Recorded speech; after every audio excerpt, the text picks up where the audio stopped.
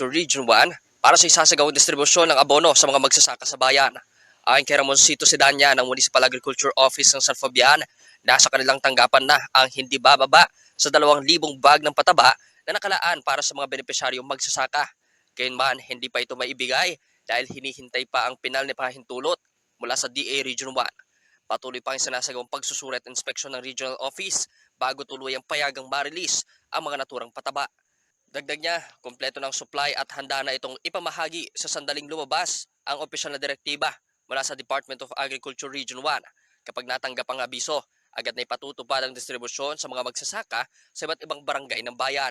Napilitan na rin umano bumili muna ng sariling pataba ang mga magsasaka sa bayan habang hinihintay ang ayuda na magmumula sa gobyerno. Ipapatuloy rin ang pakikipag-ugnayan ng lokal na opisina sa regional office upang mapabilis ang proseso at maiwasan mas matagal pang paghihintay ng mga magsasaka.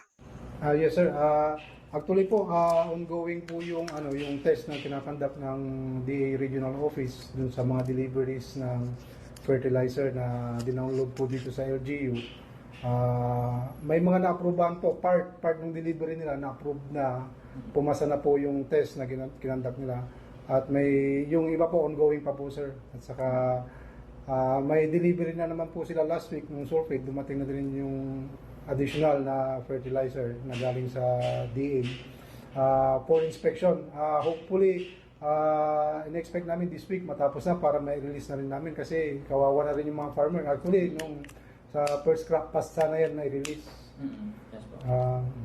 Yes po, may dumating po dyan na na 2,000 bags, 2026 to be exact, na complete. Tapos may 2,000 plus 2,062 rin na sulfate na ready for release. Sinihintay lang po namin yung guidelines galing sa regional office. Yes sir, matagal na kaming ready, naka-ready na kami pati yung mga farmer. Actually pinagmumukha na kaming fertilizer ng mga farmer. Every time na makita kami, fertilizer ang tinatanong. Gustong-gusto na din namin i-release, kaya lang iniintay pa po namin yung guidelines galing sa taas. Para sa programang Good Morning Philippines, Patrol numero 4. Bombo Justin Ramos ulat. This is Bombo Radio Philippines, the #1 and most trusted source of news and information. Basta Radio. Bombo!